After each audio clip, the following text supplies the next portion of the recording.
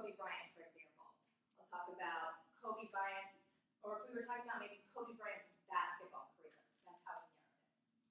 I'll tell you a bit about his high school career. I'll tell you about his first 5 years with the Lakers. And finally, I'll tell you about his last 5 years with the Lakers. That would be a great way to divide that up.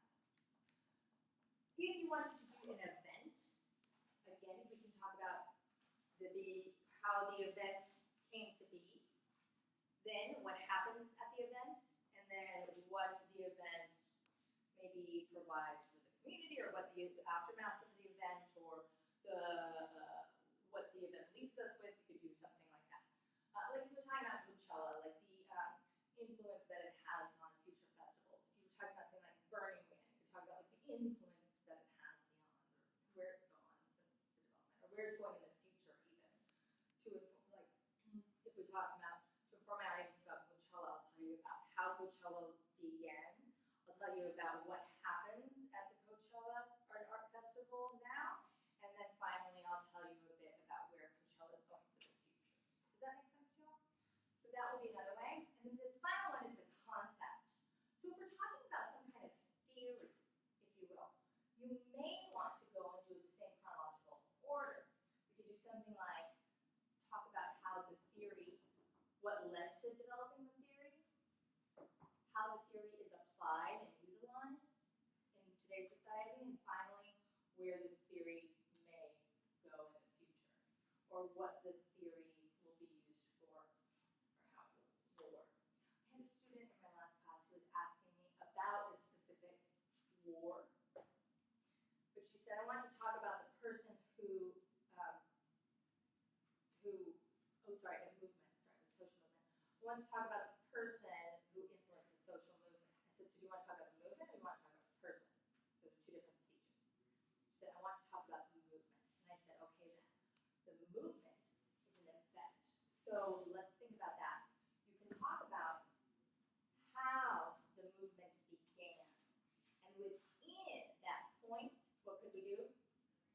Talk about the person specifically within that. So that would be a great way to incorporate still the ideas that we wanted to talk about, but do it in that way. So it'd be like how the movement began, the concept. So so these three things make sense for y'all?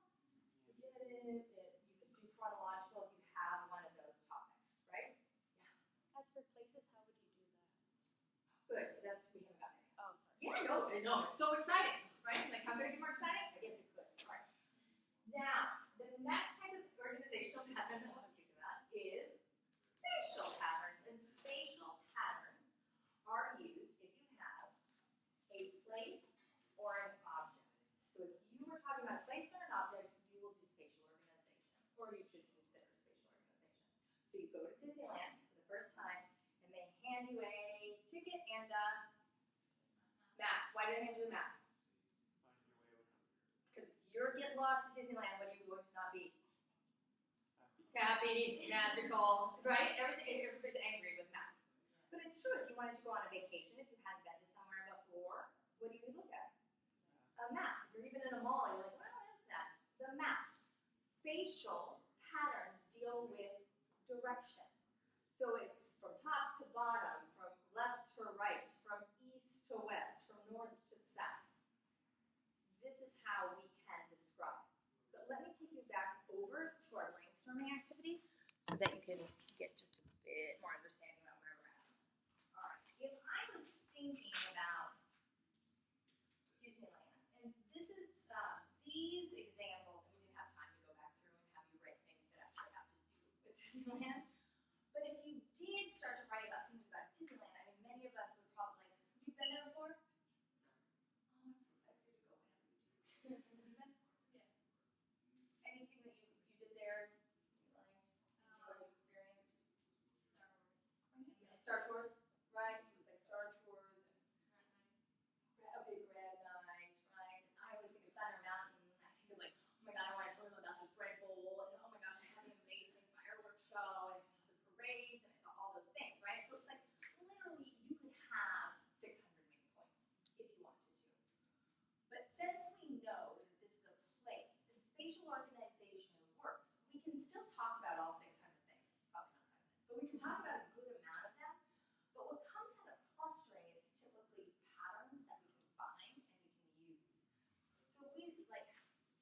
broke it down, we did, and we had this in the proper way.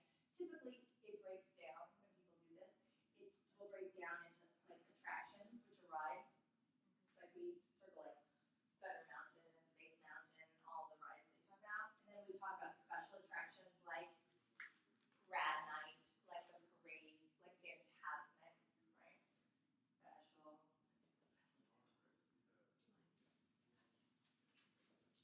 And then we also typically talk about things like food, because that's a fun part of Disneyland, and characters even, or what people write down.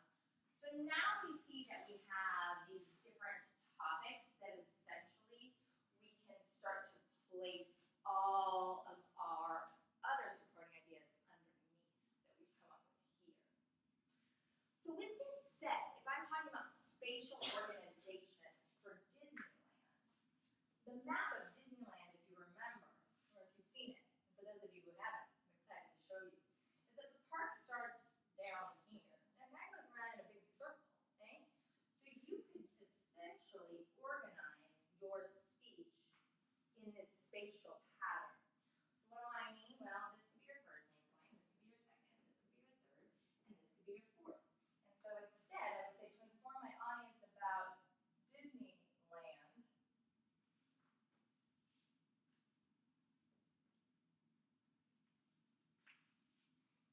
I will describe Main Street, Tomorrowland, Toontown, and Fantasyland, and finally, Adventureland and Frontierland. Okay? And now, what do you think I could put underneath each of these main points? They're crazy. You're so good! Exactly. So Main Street, I could talk about what? Okay, the attractions there, and the special attractions that happen, and the food you can get, and the characters you can see. In fact, I talk about every last thing. I don't have that kind of time. So I pick out the most interesting ones to who?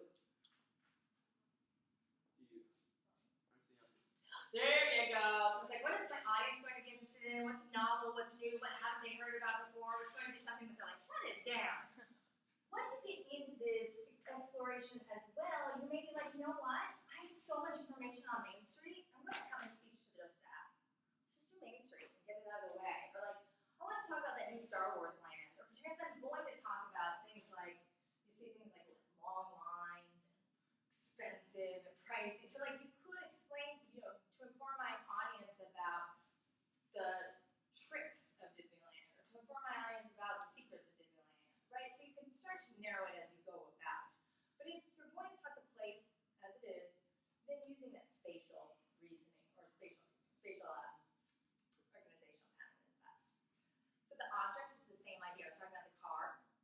If I was doing like the Prius, for example, right? That's clearly a car. Everybody, right? Obviously. So if I was talking about the car, my first main point could be the exterior of the car, and I can talk about like, the colors and the shapes and everything that can come inside. Cool, hatchback, whatever. And then I can talk about the next main point could be the interior of the car. What? Color, design, what types of special features I can have, and then the like engine or battery. I give the specs or the details on that. Does that make sense to y'all? Okay. So you can do these different types of patterns of organization for places and objects. Then the last one that we can go over is something called the topical pattern. And topical pattern deals with specific topics. Now this is what people will often consider a catch-all. And you've been doing the topical pattern for some time. That's what you've been doing in class, right? To inform my audience or to tell you a little bit about me. I'll talk about my job, my weekend, and what I like to do for fun. That's not chronological. It's not spatial. Like, to tell you about Kobe Bryant, I'll talk to you about the top of his body, the middle of his body, and the bottom. That doesn't work. So then we find topical organization. Topical organization can be used with any of the categories that we have.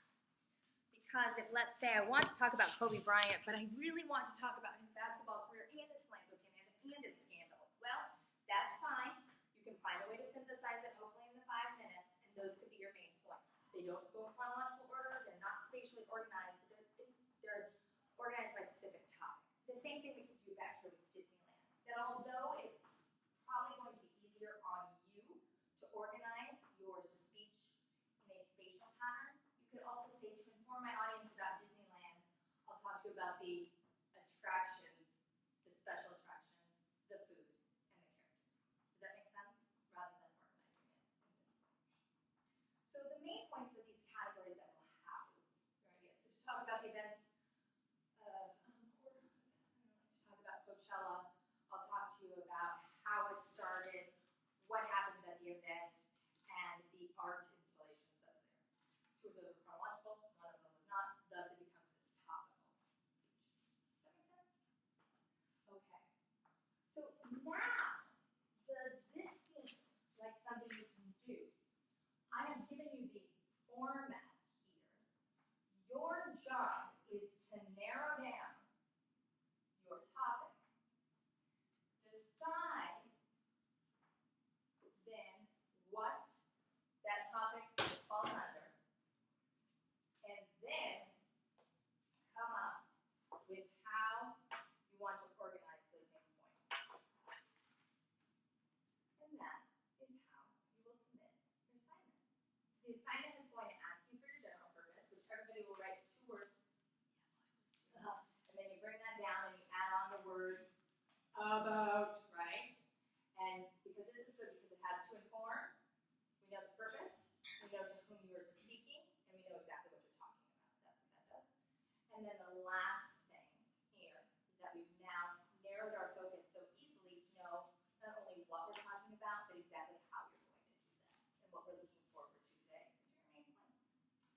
The last thing that your assignment is going to ask you for is the pattern of organization that you used. Show me that you could identify if you use chronological, spatial, or topical. That's what I'm sorry, chronological. Any questions here? Does this make sense to all? Nobody's going to ask me a question after?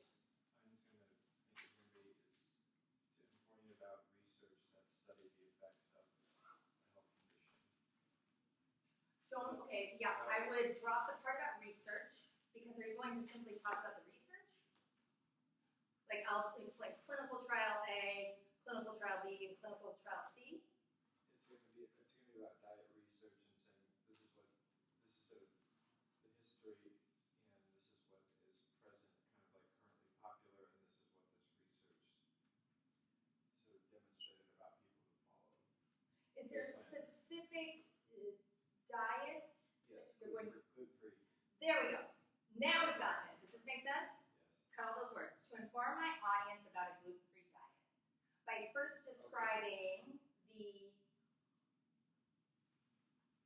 Well, I'm going to say the popularity and popularity in like our, consumer culture, and then research in response to that research that's been done to Okay. study its merit, kind of. Well, then I would consider also then retaking the word gluten-free and then qualifying that a bit. So rather than just doing it about the gluten-free diet, because ideally, like what, why did you want to tell us about this? Oh, Do you do it? no, well, because I've tried it, but the point is that there are actually other things present in the food that may actually, the research saying may be more of a determining cause than the actual gluten. I would put this in your persuasive. I would wait for the bonus for persuasive speech.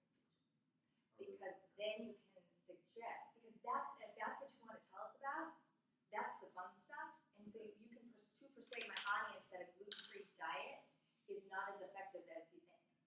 And now you'll tell us why. Okay, well, the first part was going to be, well, here's the information, and that's what I'm going to inform you about. So in turn, then I would simply inform us about what gluten-free is, what types of foods Okay. qualify under gluten-free, and finally and you can talk about, you can say like the known benefits Okay. from What eating research gluten-free. what research has been done? Can I say that? Again, when you talk about what research has been done, I think that the idea here is like, Okay. I don't think that you want to talk about the research, think you want to talk about the results of that research.